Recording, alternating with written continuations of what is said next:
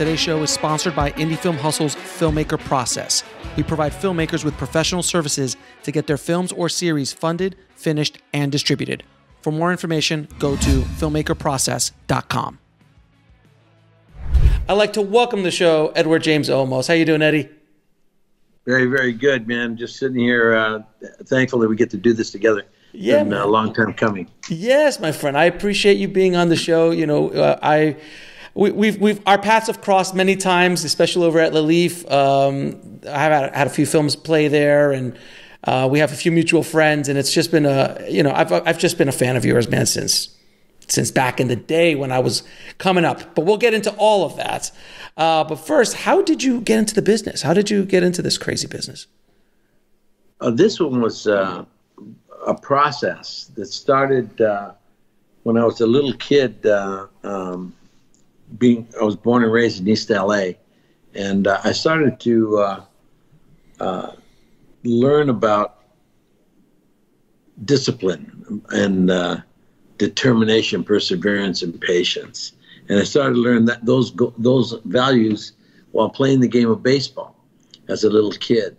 And I learned how to do something that I love to do, and I learned how to do it every day, 7 days a week. And so from 5 to about 14, I played ball every day, 7 days a week. I would either, read about it, play catch, or do it, or I would watch other people do it and talk about it. But I was always inside of the craft and the sport. And so when I was about 14, I switched. I had started to listen to rock and roll music about 1955, 56, when it started to hit on the radio. And it was really amazing that from the stuff that I was listening to started to influence me. And I got into dancing and movement because it was a rock and roll period and everybody was dancing around going crazy. And so in 1960, I quit playing baseball, and I was really good. And people thought, well, they were grooming me to play professional ball. But I got into a rock and roll band, and I started singing rock and roll. Wow. And I started singing rock and roll like I played baseball, 7 days a week. People say, well, what do you mean 7 days? Like, yeah, I would touch the craft every single day in some form, and always on my mind, always doing it, always exploring. And what I learned was that the 10,000 hour concept. Mm-hmm. Okay, you do something for 10,000 hours, and pretty soon you become as good as you could be after doing it for 10,000 hours. Doesn't mean you're better than anybody else. It just means that you're able to be the best that you can be inside of that craft. Anything that you spend time doing that much and consistently, So when I got into music, I was 14. By the time I graduated from high school at 17, I went to East LA Community College, and I took an acting class. And so the acting would help me out at performance on the stage as I was singing. And I learned to encompass both theater and music and movement. And through 17 all the way up to 31, it was all combined. And then I hit with doing theater. I did Zoot Suit. And, that was a very amazing experience in theater as well as in film. And that really was the launching pad. Before that, I had done. I got into acting when I was in 1972, by way of a friend of mine told me that they were looking for some extras, and I went in for a job as an extra, and I got into the job. And then that job, the director needed someone to do something for him in front of camera, and he chose me. And there was hundreds of guys there, and he chose me. And so I got up and I did it with him, and I performed, and that got me my SAG card. I got a Taft-Hartley, and so I got into it. And from there, 72 all the way to 78, I was still doing theater and playing rock and roll music. So I was performing all the time. Every day I was performing, whether it be on stage or it be, and sometimes both. I would do both at the same time. And that's what happened when I hit Zoot Suit. I did it all. I sang, I danced, I did comedy, I did drama. You know, it was a live performance, and it was quite an experience. So you asked me, how did I get into it? It was a process. That process took me from a 5-year-old of learning that I could discipline myself to do the things I love to do when I didn't feel like doing it, into music, into theater, and finally into film and television and work in front of camera. And what I love about your story, that the story you just told, is that so many people coming up, so many young filmmakers, young screenwriters, young actors, all think it's going to happen for them overnight. And it's like, oh, any moment someone's going to discover my genius and give me the opportunities that I obviously rightfully deserve. And what you're saying, like, you were literally doing 6 years, 7 years preparing for Zoot Suit, even though you didn't know that you were preparing for Zoot Suit. But all those skills were there waiting for you. Luck comes into play, okay? And luck, it means, the definition of luck for me and for a lot of people is when preparedness meets opportunity. That's lucky. And you have to have luck. You have to have luck. You cannot make it in anything. You cannot really move into an understanding of yourself without luck. Meaning that you have to be prepared for the opportunity when the opportunity arises. I was prepared to do El Pachuco in Zoot Suit. I was prepared to do that role. It gave me something that I'm so grateful that it took me so long, because there was a lot of my friends who were, they were working at the age of 19, 20 years old, 21 years old. They were working in films and television and theater and doing everything. And I was working, and I was very happy to be performing live as a singer and in a rock and roll band. I worked at Gazzari's from 1964 through 1968, 7 days a week, and all through college, you know.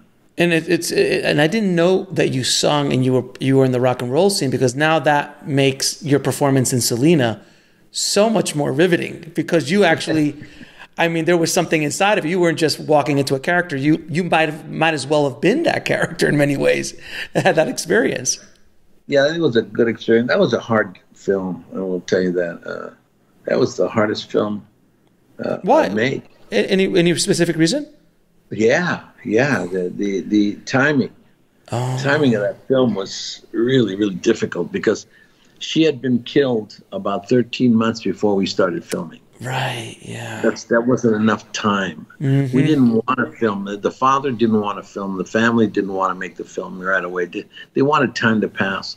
But the world wanted it. Jumped on it. They jumped on it. She was, anybody could make a movie on her. You know, they didn't need to, all they had to do is just get an article, and they could do the film on the article, Right. So it was really, so they were working on 5 documentaries, like around 6 or 7 books on her life, and they were making, the people were starting ready to gear up to make a movie about them. And this was only like 11, 12 months after it started, Oh, yeah, I remember. Yeah. And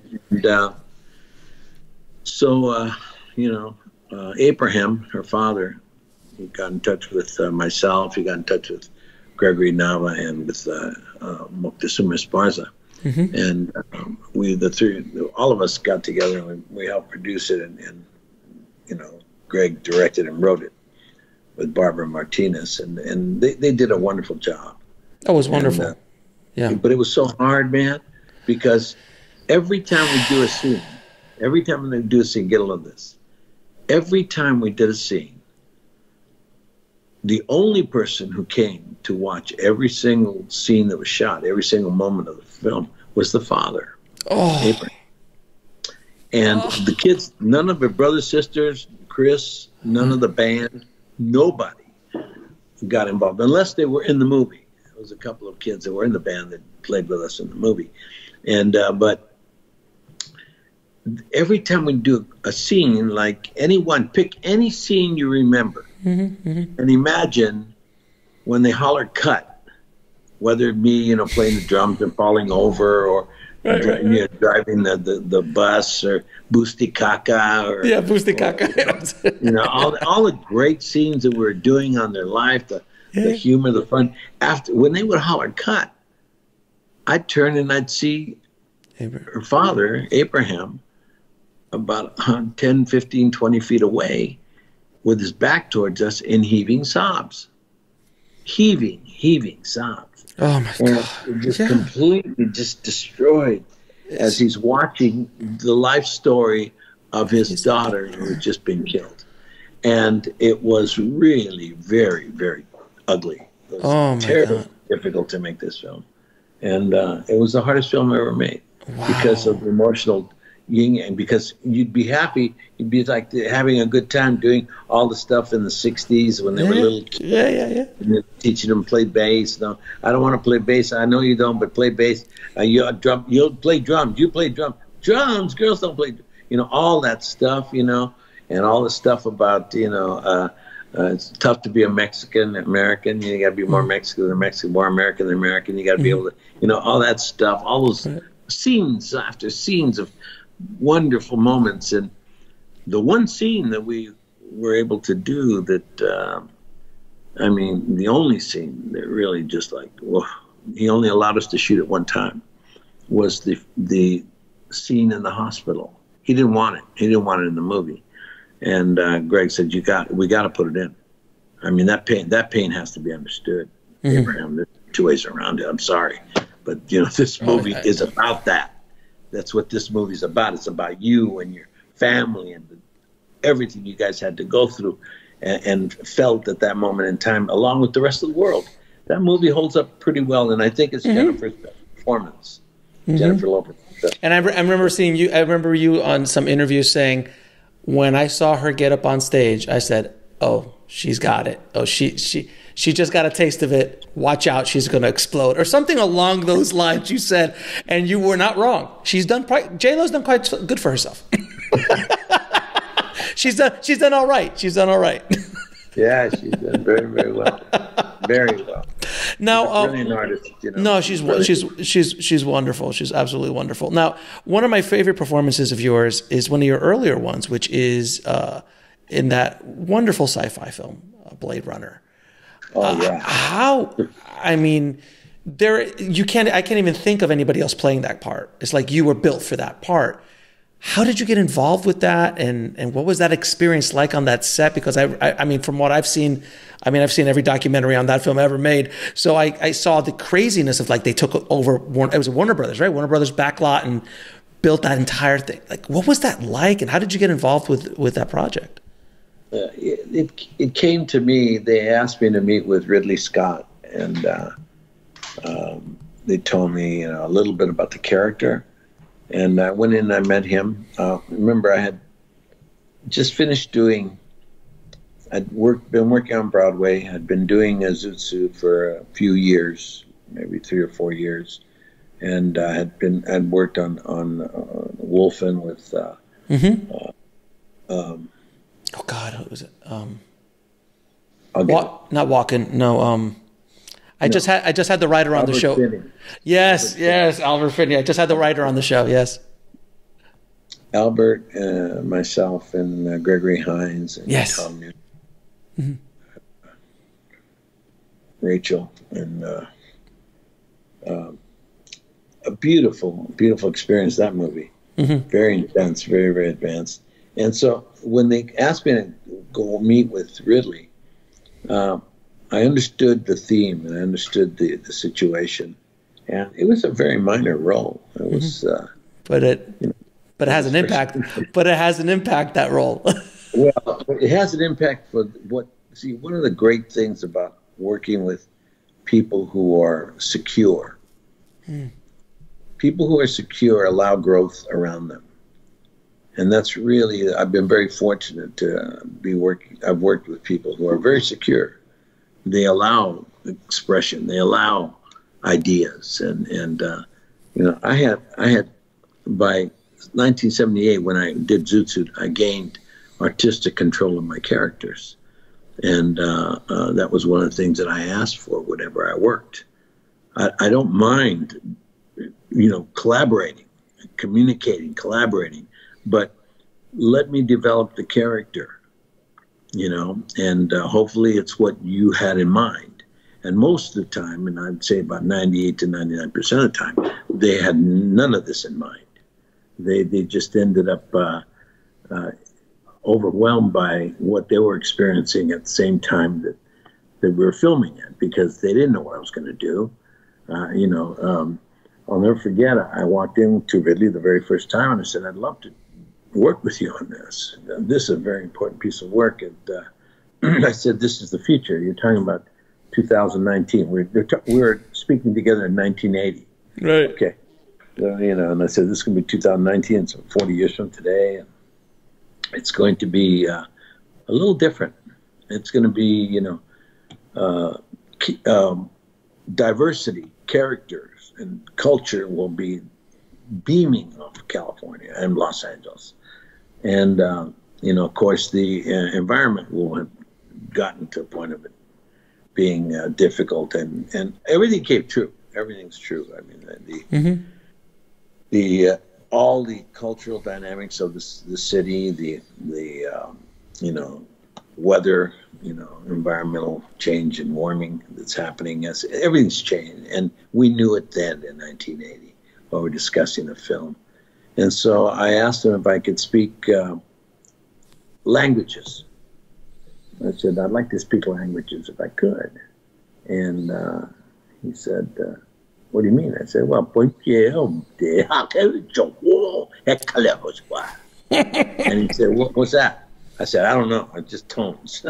Those were just tones, but just different. It could be anything. It could be Hungarian with French and whatever. But that's what it would sound like. And he said, oh, interesting. And so I gave him a character breakdown off the top of my head, improvised breakdown of where my great-great-great-grandfather came from and where my great-great-great-grandmother came from when they got together, and how they got together in respects. And then they had children, and those children were born in here, and then they got married to here and here. And by the time they got to me, there were 10 different cultural dynamics that were working in direct descendants of different cultures. And so he thought it was...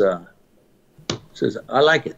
So he let me go. But then I took off with the script that they had written, and I went to Berlitz, and I started to get, the different languages that I would use inside of the piece. And I was saying the words that they had written, but I was saying them in different languages. And so when I got to work, nobody knew what I was saying. Of course. It was city speak. I had invented city speak. That's amazing. Okay?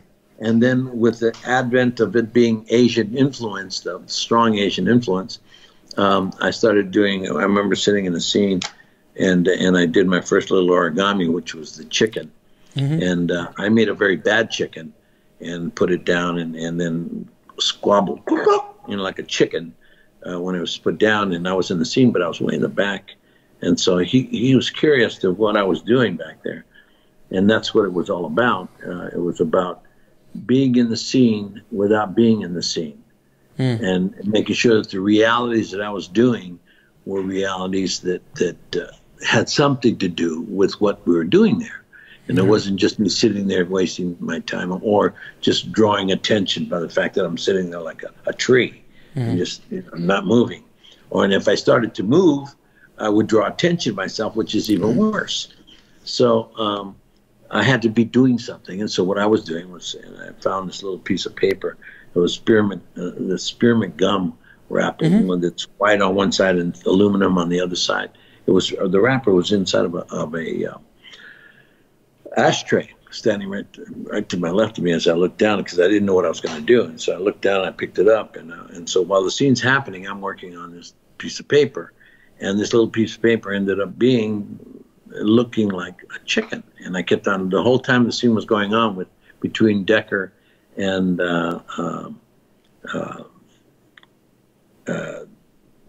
the captain in the police station when they do that thing, their thing there.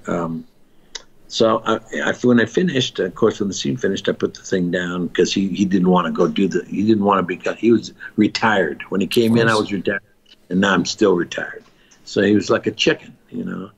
And so, and so I put the thing down, and I did the squawk at the end when he said cut. I put it down and squawked, and he came over and he looked at what I was doing. He looked at me and he says, "Hey, bring me a camera," and they got a guy to make the chicken. Somebody made the real origami chicken. My chicken was good, but it wasn't as good as the one that this guy made, and one of the prop guys. And so he made the prop thing, and I put it down, and that was it. Then we went to another scene where we went to Leon's apartment, and in Leon's apartment, he's walking around doing stuff. Now I had nothing to do while he was out exploring and, you know, looking for things and what, you know, he was looking for the replicants. And, you know, and so he's doing all of his research and stuff, and it's all about him. So I was back to, but I didn't want to cause any, you know, I wasn't looking for the replicants. Okay. I was there to drive. I was like a driver for him. Okay. But at the same time, you find out, this happened like as the story evolved. My character then grew with a certain kind of dynamic for the story, and so while I was there waiting for him to do his thing, I stood over on the side, and I found a matchstick, and so I worked on the matchstick, and I gave him a little heart on, so a little matchstick I put so he could stand up, a little guy with a heart on. So I was doing him. I was doing Decker. You know, coming to see Leon. It's amazing. So I put it down, and of course they filmed it. They filmed it. So now I had two of them, two origami pieces in the script. Little did I know until later on when I went to see the rough cut screening of it, that the last origami was the unicorn. I didn't make the unicorn. I didn't even think about it. Okay, I had nothing to do with that unicorn. But Ridley had taken that whole understanding of my character and what I was doing there and how he worked it through and how I worked out what I was doing, that he ended up making it so that the unicorn was found in the elevator right before he steps in the elevator on the ground. He looks at it, and it's his past. It's his dream. A recurring dream that he has. So at that moment in time, and I thought it was genius on Ridley's part, he made Decker a replicant. But he didn't know it. So that's amazing. It was amazing. And so, and he did it with such purity of understanding how, and that's what I mean. He never confirmed, you know, for years he didn't confirm it. He confirmed it, but till finally, I guess around maybe 10 years ago, maybe 30, about 30 years after, he finally did confirm it. Yeah, and Decker was a replicant. And the thing that's brilliant about that story is, and you said something so important for young filmmakers to hear, is when you work with someone who's confident, who's comfortable in their own, secure in their own skin. As a director, you allow the other artists that you're working with to bring you all this wonderful stuff that you can do. Because if you try to control it, that's insecurity. When you have someone who's so insecure that they have to control everything, nobody can work properly in that. And not an artistic standpoint, at least. No, it's a communicated art form in which you know everybody that's touching it is artistically involved. Yeah, everyone. I don't care if you're, you know, makeup. You know, it can be props. You can be location. You can be, you know, anything. Wardrobe. All of those divisions and you know, they all have an artistic impact on. And of course, the director can, you know, sit there and pick every single piece of material that's put on their clothes. He can every single artistic, you know, production value could be all his, and camera, of course, is all his, and he could be working with the best camera people in the world, but he feels that he knows his vision, so we'll put the camera here, and won't be open to the suggestion, because Ridley's really good. He's brilliant. He's done okay for himself. He's done okay for himself. Brilliant filmmaker, and the kids that people I've been able to work with through the years, have been extremely good, and so I've been very fortunate that they have all been secure enough to work with me, to allow me to create, and so I've created. Nobody wrote, Lieutenant Castillo of Miami Vice. Nobody wrote Gaff. Right. Nobody wrote El Pachuco. They wrote it in respect to the words that come out of my mouth. But as far as the physical and the dimension and the psychological and the emotional and everything, especially the physical, those are creations by the artist, the actor. Unless you're working with someone like Alfred Hitchcock, who tells you to take 10 steps, turn around, say the line. Okay, right. 1, 2, 3, 4, 5, 6, 7, 8, 9, 10. Hi. Right. That's it. And so there's very little. You can still use how you walk, and how you scratch your face, or how you stand, whether you have your hands in pockets or don't have them in pockets, and it's choices that the actor makes to create a reality for the moment. But we'll say that you're right. Working with secure people is a really wonderful virtue. Now, when you were working on Miami Vice, I grew up with Miami Vice, and when you showed up, you brought such a authority, and I think it's fair to say that many of your characters, you as a general human being, just there's an authority to you automatically for whatever. And there's people like that you just walk in the room, they're like, there's respect there. You don't have to say a word. And I think with Castillo, he was one of those characters that you just looked at you at that time in your life and you're like, you do not want to mess with this guy. I remember there was I still, as a kid, I don't even want to tell you how old I was, but I remember watching, there was a character arc for you where you went off, because you were always the quiet, you were the rock. You were the one that was silent, said very few words, and just everyone just respected you. But I remember there was a character arc in Miami Vice where you were on a revenge kick, or there was something that you were doing. You were off character, and you were like, "Oh my God, Castillo's lost his mind. Oh my God!" And that's always the most fun when the quiet character who's super powerful is like, "Oh no, we're going to see what he's really about now." And you went off for I think an episode or two. I remember I was just so enthralled. It still affected me to this day. I remember that. I'm like, oh my God, Castillo's losing his mind. This is going to be amazing. Let's watch this. And but how did you? I know there was another actor. I know you and I spoke about this a little bit when we spoke earlier years ago. But there was another actor, and then you came in to play this part, and then you kind of just went on for that because you weren't there originally. No, Gregory Sierra. Right. He rested fantastic actor. He passed away just recently. Well, this last year. But when Michael Mann asked me to join up with them, he called me on a Wednesday, and the film started. I needed to be there by Thursday morning at 7 o'clock to be in character and jump in and start playing this character. And I said, when he called me the first time, I said, I can't do that.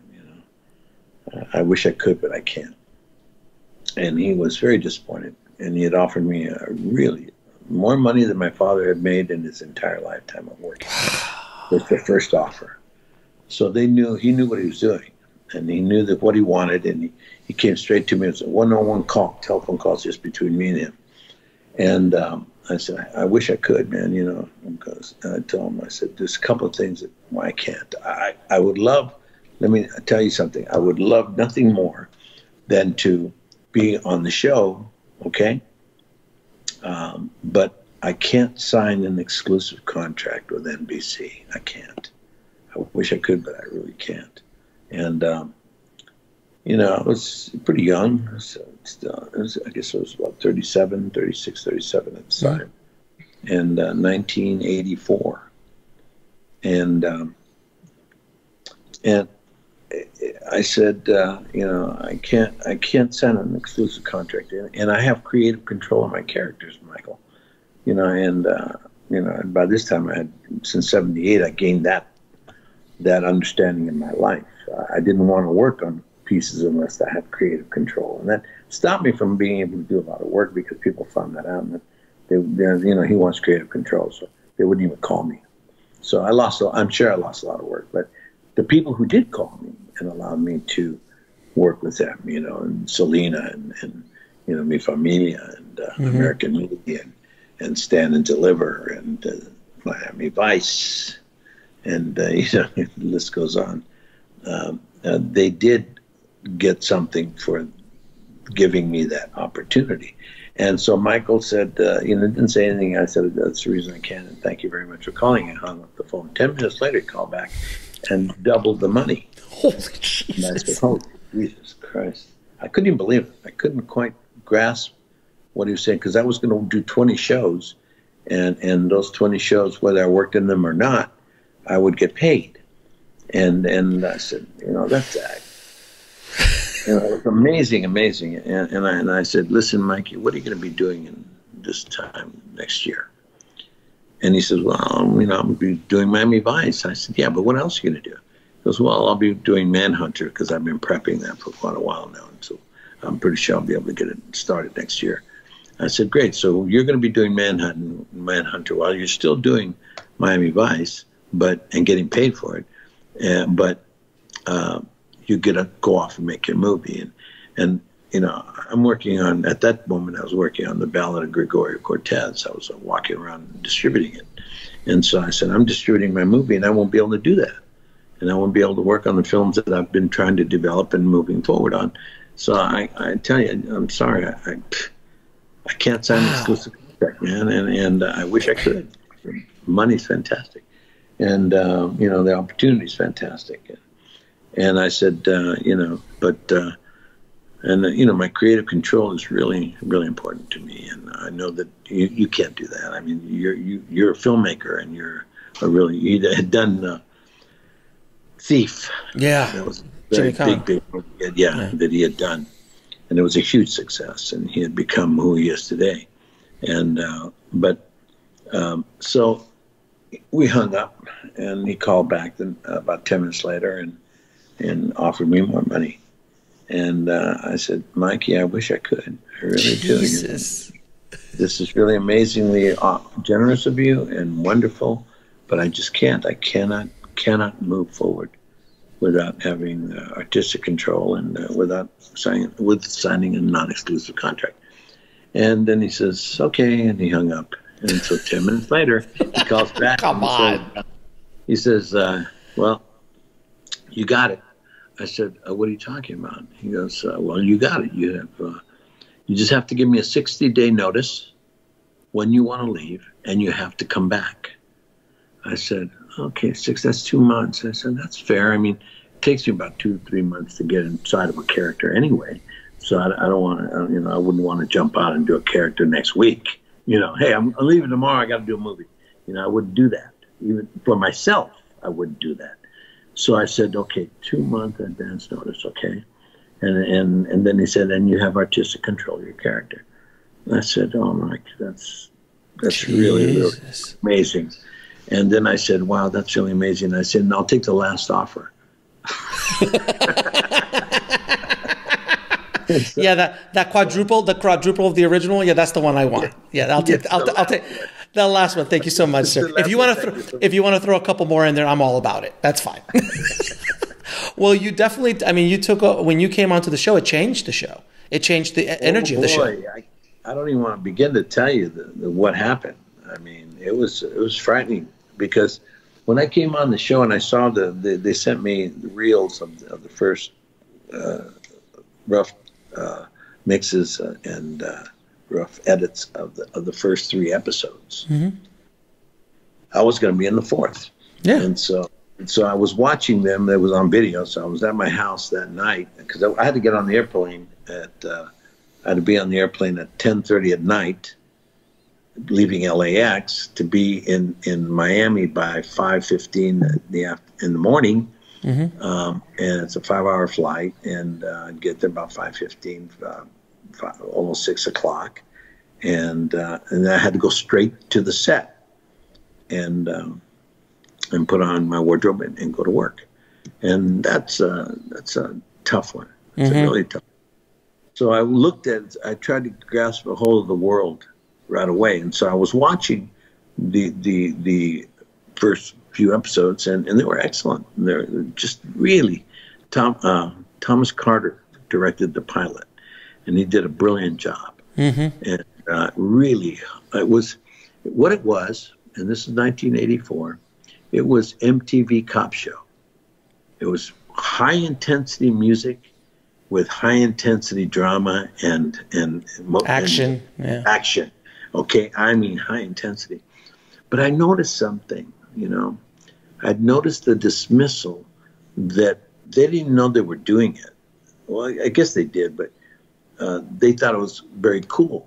And between Crockett and Tubbs, they would look at each other like the cameras would be on them, and they'd be talking, say their lieutenant, the first one, or the chief of police, or the mayor, or the governor, or the head of the FBI, all these people that they had to deal with, the CIA, the DEA, they were working with inside of all that world. So, but when the hierarchy came, they would look at the hierarchy, listen to them, honestly listen with, compassion and understanding, and then look at each other and, kind of like, and then come back together. And you knew on that look, that the audience knew on that look that they had their own thing they were going to do, man. As they always do. They always what they do. Yes, they always do. Starsky and Hutch used to do it really well. Yeah. And so, I had done that show also, so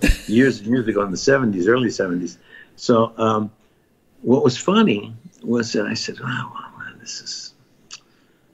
this is going to be a tough one. Because,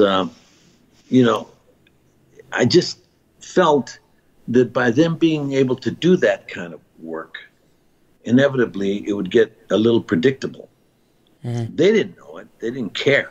They were the stars of the show. As far as they were concerned, they were the show. Without them, there's no show. And I said, that's true. But they have to have something that's pulling and pushing them. So first scene that I did was along the coastline of a inlet, a waterway inside of Miami. There's a lot of waterways, and we're along this river kind of feeling. And it was an inlet, and there was a dead body of a girl, half in the water, half out of the water. And the scene was, I get there, and I find out, not in the scene, but the people are finding out that's Crockett's high school sweetheart. Yeah, that's right. Yeah. Okay, it's his high school sweetheart. And so, I'm standing there. I come in the scene. I'm standing away from them. Crockett's by the water side, and Tubbs comes over and he gets close to me, and he's really close, and he says, this is his. And then he tells me who that is, and then I'm supposed to say something, to him, but I turn when he finishes talking. I turn and I look at him, and I say to him, "Don't ever come up to my face like this, lieutenant or detective." I said, "Detective," and like you right now, going, he did that on camera. It wasn't the line, and then Crockett, he sees it and comes quickly, grabs him and pulls him away. And the director says, "Wow, that was really interesting. I like that. That was good." I said, "Yeah, I liked it too. That was good." So one take, we're done. All right. That was my introduction to Tubbs. Yeah. Okay. Yeah. And then the next scene that we did was inside the OCB, and it had to be in my office. And when I walked into my office, the very first moment I walked in, remember, I have creative control. Yeah. Okay. Yeah. So I could change those lines. I could, turn around and do what I needed to do to build something that I was going to start to work on. Okay, with inside my character. Right. They had their thing going, and they would show, and they were going to always run the plots, and all the character-driven stuff would be done through all of us, but they were the ones that were really seeing the whole world through their eyes.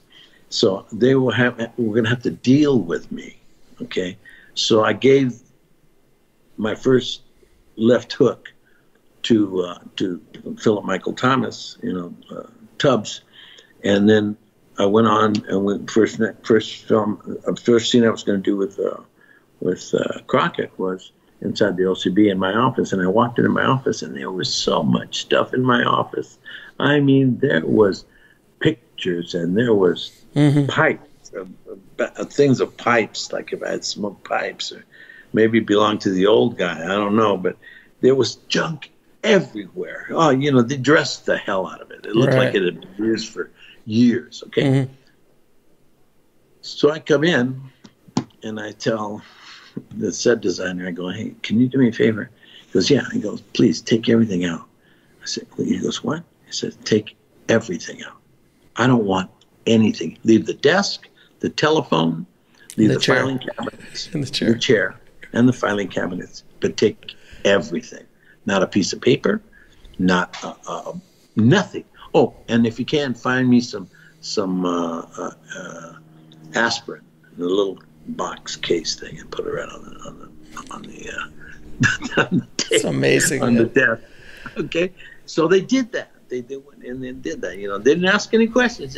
I said, please, take everything out, and they did it. That no one ever said, no, I don't think we can do that. Or let me go ask.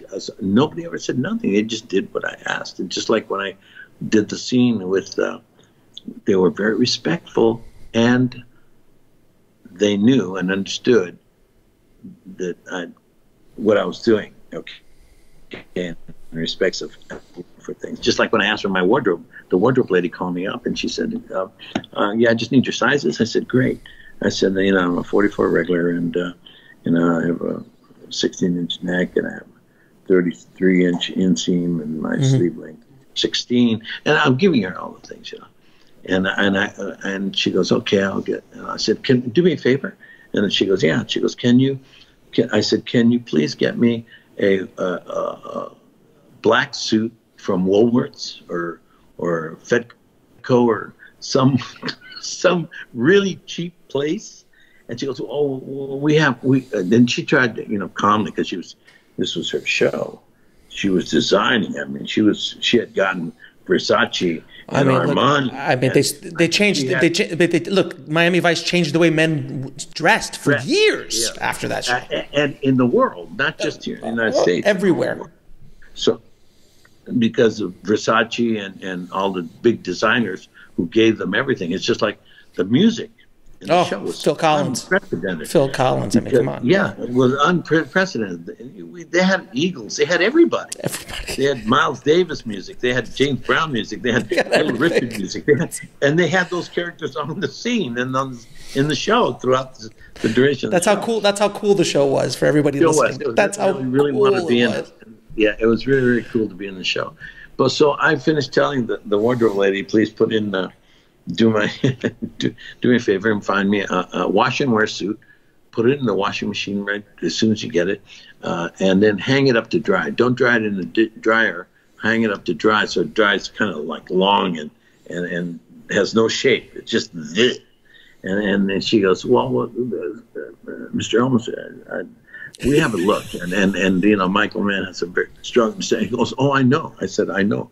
Go talk to Michael. And get me a thin tie, real thin tie, because it wasn't the time of the thin ties. Okay, right. 1984 was not the thin tie look. Okay, right. Give me a thin tie, and you can put me in any shirt you want to put me in, any color you want to put me in, but make it a short sleeve, because I knew I was going to be in Miami. Of course, it's too damn hot to be wearing long sleeve shirts, and with a suit jacket on. Okay, as many times they put Crockett and Tubbs in those kind of outfits, and it was just ridiculous. Humidity was overwhelming. Brutal. So Anyway, and I said, oh, and by the way, can you get me some, this was the best. She almost, I could almost feel her like throw up. I go, can you get me a pair of wrestling shoes? I want to wear wrestling shoes. Okay, pero come on. Like, did you have wrestling shoes on? The high wrestling shoes with the high ankle. Yeah. Because I was going to be standing up all day. Oh, but then I never saw those shoes. I don't remember ever seeing. You saw them. I didn't. If you look back and you go back, you'll see them. I even used the same style and the same shoe on Battlestar Galactica. Because they're just comfortable. Because they're comfortable. Comfortable. They're just comfortable shoes to wear. And so she, she goes, I'll have to get back to you. So I said, fine, great. Okay, just talk to Michael Mann. He says, oh, believe me, I will. Okay, thank you. So she hung up. I didn't hear from her again. Ever. Okay? Yeah. Not again. But I get to work, and of course, there's my black suit, and there's my thin tie, and there's my wrestling boots, a yellow, or I think it was either powder blue or a yellow short sleeve shirt, button down collar. Nothing like the guys were wearing. The guys stood out. And I'm sure had I not said anything, I would have probably been wearing an Armani suit. But that doesn't make sense for your character. But that doesn't make sense for it doesn't. No. Of course it doesn't. Of course it doesn't.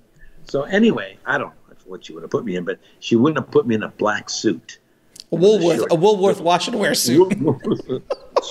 Small thing. For all those listening now, just Google Woolworth. Google that because I can't explain it. Yeah, it's Anyway, so there I am in the scene with Crockett, first one, and I'm dressed, and I'm ready to go, and I tell him to take everything out of the room. And the director goes, okay, are you ready? And I said, yeah. And okay, quiet, said, let's rehearse. And so, quiet, ready? And I said, just a minute. And I go over and I shut the door to my office. And then I sit down at my desk. And there's nothing on there. I don't have a piece of paper. I have nothing. I have a little box of, like I said, aspirin over in the corner. And I even think I took it off and I put it inside the drawer. What business are you doing? There's no business for you to do. No, I had no business yet. Right. This was the beginning of I walk into the damn thing carrying a box, my own junk. Right. And I don't know anybody. And I'm saying, excuse me, can you tell me where my office is? And they all look at me and says, I says, I'm the lieutenant. And they go, oh, right over there. Oh, that's your office over there, sir. And so that's that's how I enter the movie. The show, yeah. Because they had just killed the other guy in the scene in the episode before. So I walk into this scene. Nobody knows who I am. Nobody knows anything about me. Yeah. So I said, well, it was better for me because then I could really do some real work and really throw some curveballs and stuff and people, some sliders and people wouldn't know what the heck I was doing. And so, which was good for me and good for the show. Right. Okay. Right. Because it knocked everybody into a reality of saying, holy shit, who is this guy? So they weren't looking at me as the actor coming in. They were looking at me as the lieutenant coming in, who they had no fucking idea who this guy was, and he's kind of weird, And I was weird because on off camera I was just normal Ed, walking around doing things, and I knew them both. I knew Phil Martin Collins, I knew everybody, and I had worked with them throughout the years getting to this point, So I close the door and I sit down, and the director says, action. And so before he walks in, Don opens the door and then steps back, and then he walks in. And he goes, and we do the scene, And I said, okay. And I said, okay, is everybody ready? Okay, yeah, good. Okay, we're getting ready to shoot. Okay, everybody, take one. Ready? Quiet on set. I go, just a minute, please. And I shut the door. And Don goes, no, Ed, leave the door open. I go, excuse me? He said, leave the door open. There's no doors here. We don't use doors because the whole OCB is just like an open area that you walk from one office to the other office, and there's just, you're walking through it, and you just There's no doors. I said, but wait a minute, Don, excuse me. I'm sure you're right, but I just got on the show. I mean, literally, I'm walking into the scene and sitting here, and I don't know you. I don't know anybody in here, and this is my office, and I'm sitting here with nothing. I want the door shut. And he says, "Oh, yeah." And he just, launches into, and I could see the camera department and everybody going, oh, this is okay. We're gonna. They're puffing. Everyone's puffing up their shirts now. Let's get ready. The star and the new guy. Okay, let's see. So the door, he goes. Oh, don't open up that can of worms with me, Eddie.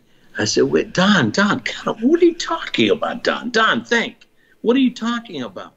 This is, think of the situation, Don. He goes, oh, Ed.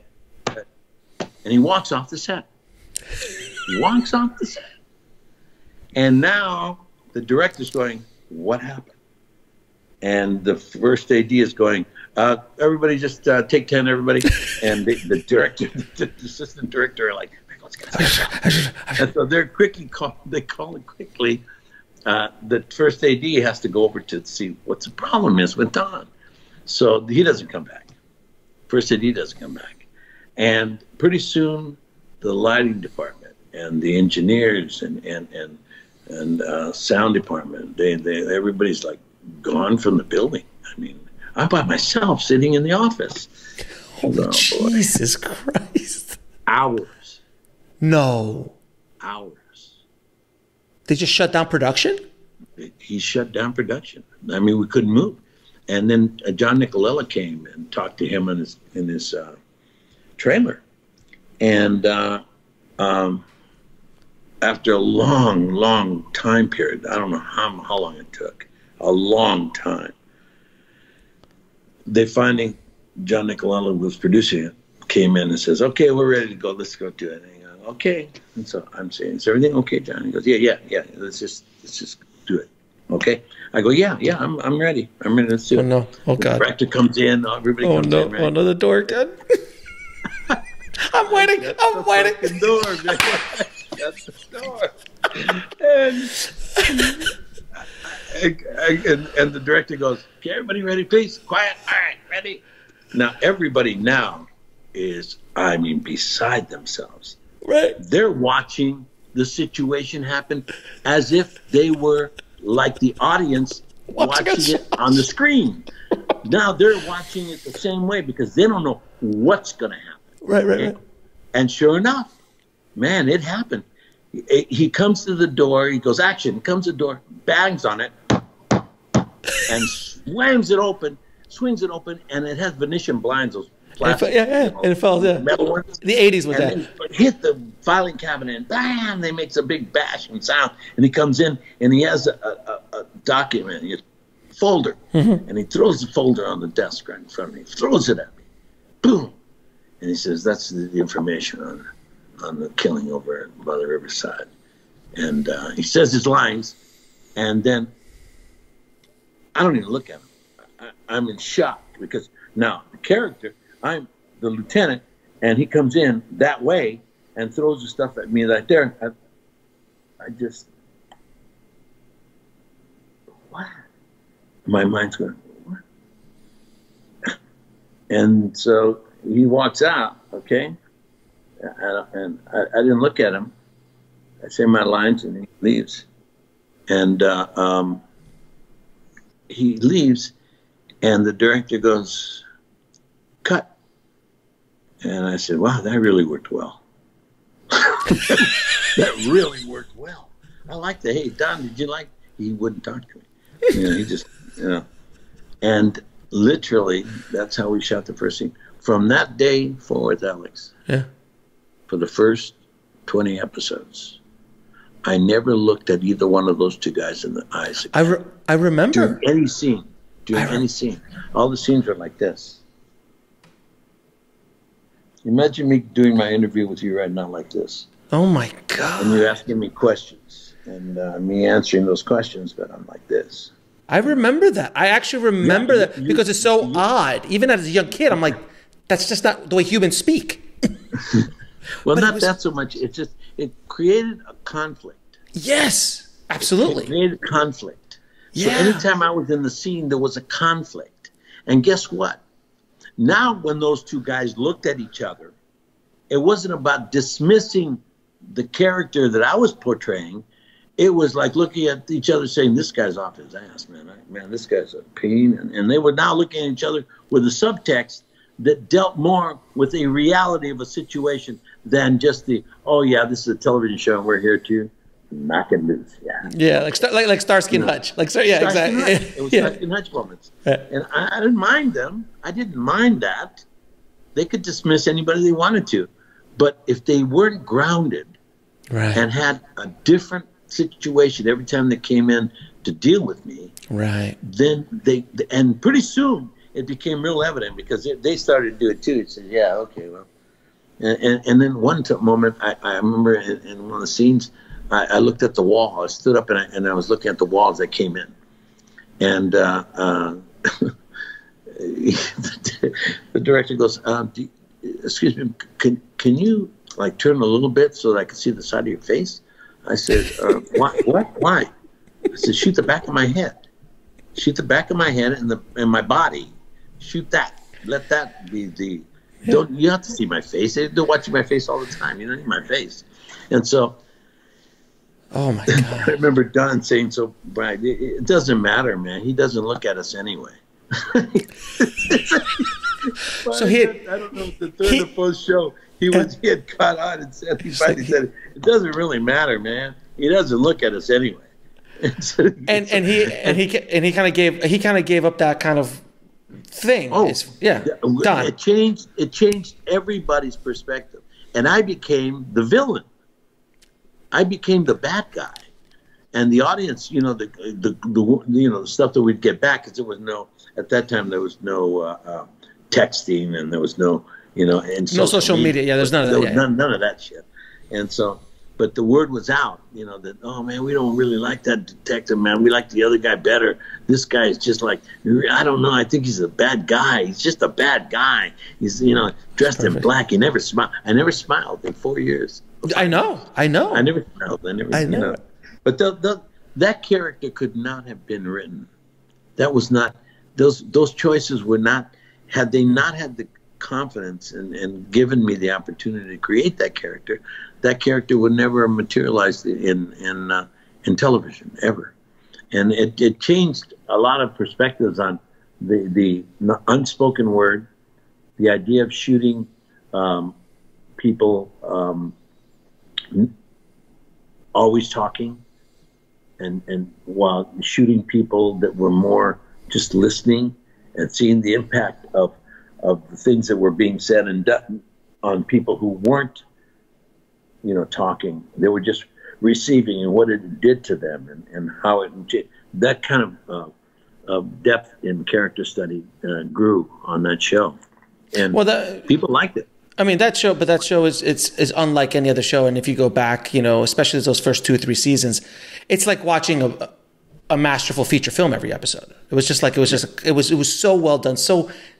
It was just so there was just nothing like it on television. And I'll argue and say there's really nothing ever since of that kind of storytelling. That first, the use of music and action and character, the combination and Michael Mann it was a wonderful, wonderful thing. Now I have to ask you, because we've gone off topic, we've gone down memory road here.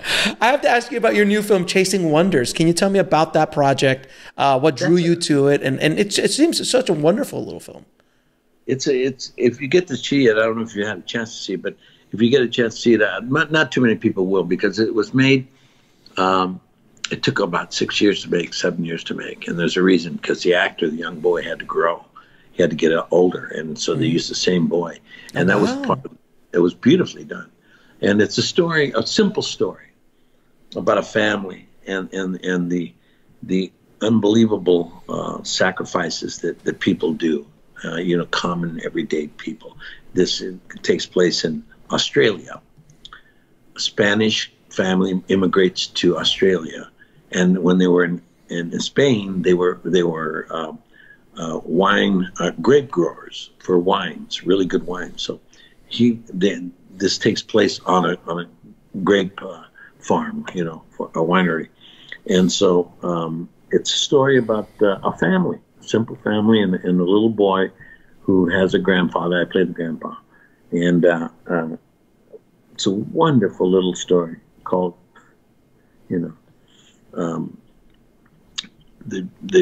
to me, it's become a masterful little piece of work that done by most of it's in Spanish, because they wanted that, Spanish and English. The little boy speaks English. He speaks Spanish, but he spoke English, and because he's from Australia, he was born there as a kid. Sure. And so you see him at the age of about 9 or 10 when he starts, and then when we come back to him, he's around 16, 17, and it starts off with him going back to his father's house in Spain. That's how the movie starts, and then you backtrack into how he got to be who he is. And it's a simple, wonderful little story that the sadness is that people won't be able to see it. It's not going to get exposure. They might be able to see it on streaming.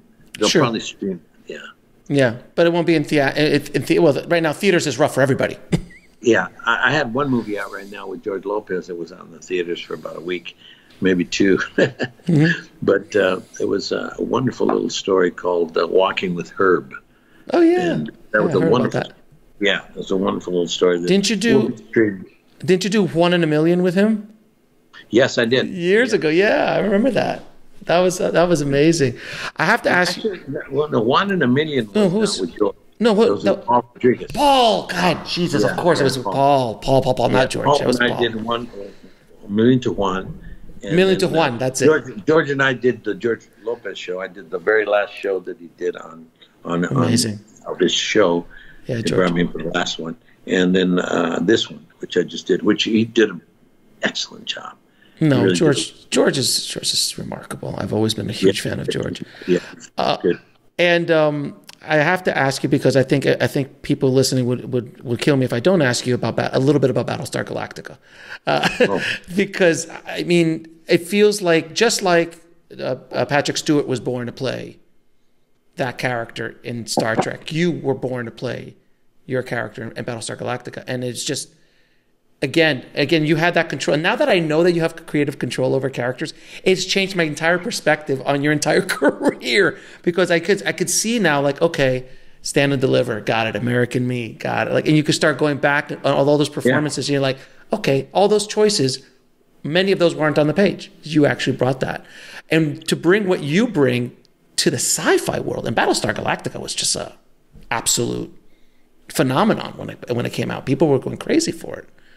Go frack yourself and all that stuff. I remember I was at Comic-Con walking around and I had no idea about it, and I just see these bags like "go frack yourself." I'm like, what is fracking? What is going on? And then I started watching the show. I was like, oh my God, this is amazing. How did you get involved with that? And what was your experience on that show? Because I mean, it was amazing. The experience was remarkable because the writing was so pure. Solid. It was just so well written. It was, truly a gift. I got to say that from the bottom of my heart. All the writing was incredible. How I got the role was very simple. The producers asked the casting person, we need someone like an Edward James Olmos type. Okay. Ain't that some stuff? And one of the producers said to the other producer, have you asked him? What? Have you asked him? He goes, oh no, man. I mean, no, we didn't ask him. He turned down Star Trek, so he's not going to do this. I don't think he does this. And so they said, well, just ask him. And so I was doing a book festival in San Diego, the Latino Book and Family Festival, and I was there working and stuff, and something we created for the community, and been doing it for over 20 years. And all of a sudden, my agents call me up and say, hey man, did they ask for you over at Universal. They want you to try out for this, not try out, but if you'd come in and talk to them about this television show that they have going, which is called Battlestar Galactica. And I said, wait a minute, is it the takeoff on the original? And they go, yeah. And I go, oh, wow. And I had never seen the original because in 1978, when the original came out, I was doing Zoot Suit every day. I was on stage every day, and I didn't have any time to watch television. And so, but I said, well, I really, and said, please read it. Just read it. And I said, oh, boy. And so I read the first 3 pages, okay, which was a preface. It was almost like a treatment of how to read the script. The world that you were going to enter, had you not read those first 3 pages, you would not have understood how this was going to be. Okay, right. And I must say that it was brilliantly written. And those 3 pages sold me on reading the whole script. And when I read the whole script, I said, "Oh my goodness, this is really, really exceptional work." Yeah. And so I accepted the invitation to go meet with them. And I met with them, and I met with the writers, the directors, the producers, everybody. And I will say that the only thing I asked of them is that they don't bring about in this world that we're going to create, that we keep it like Blade Runner was. Blade Runner, where there was no creatures from outer space. Right. Okay. There was, I said, keep that integrity, because I don't mind working with these Cylons. Yeah. Cylons. Okay. But don't put us on a world, finding this world universe, or this place in the universe that all of a sudden has these creatures, because the first creature I run into, I'm going to faint on camera, and you're going to have to write that he had a heart attack and died. And so he becomes to my funeral.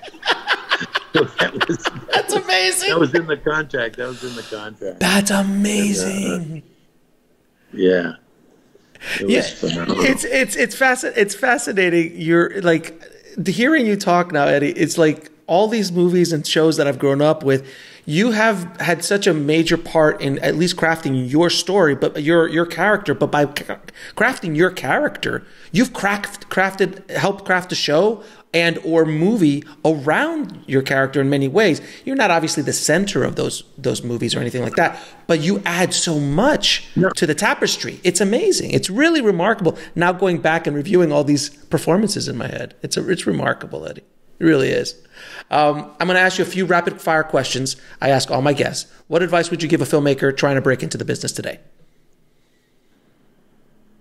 Discipline yourself to do the things you love to do when you don't feel like doing them. And remember that the more time you have in preparing, the better prepared you'll be.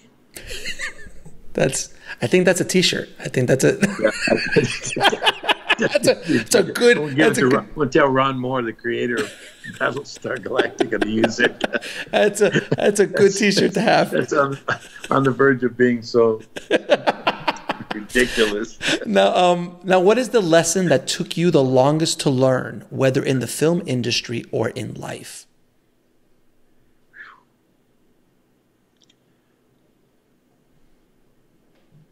That all people are not what they say they are.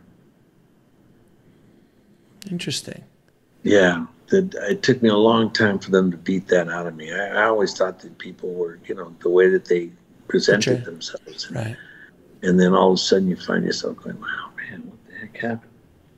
And you're always giving, and I still to this day, I'm very, very much positive. And I give everybody Benefit of the doubt. Yeah. Total benefit of the doubt. And that to me is the key. But that took me the longest to learn. Wow, I can't really trust on first understandings and first time you meet someone. 99% of the time, 98% of the time you do hit it right on the head. I mean, basically, your friend is a friend, and they're nice to you. But it took me a while to really learn that there's always that side of people that can definitely come in. It really hurts. It hurts not you so much, the person receiving it, but the person that is doing it. They're the ones who get really hurt because they're the ones who are doing it. I mean, when somebody has a problem and they're giving me the problem, and if I don't take the problem, then the problem stays with them, and they have to deal with it in the way they're going to deal with it, but it's their problem, it's not mine. And that's the hardest, I think, in life, period. Okay. That I've been finding. Now, and 3 of your favorite films of all time. Oh, God. My favorite films. I love Lawrence of Arabia. Uh-huh. Let me give you 3 of my Kurosawa, David Lean. Okay, David Lean, and I would have to say Buñuel. Those are 3 directors' films that I really appreciate. I get so much out of it, along with Fellini's. Of course. I mean, it's and there's so many brilliant. And here, there's some great directors that have been on the planet that make just exquisite films. That I've liked a lot of the new films coming out of like Korea and. Oh yeah, A Parasite. Yeah. Beautiful stuff. Excellent, and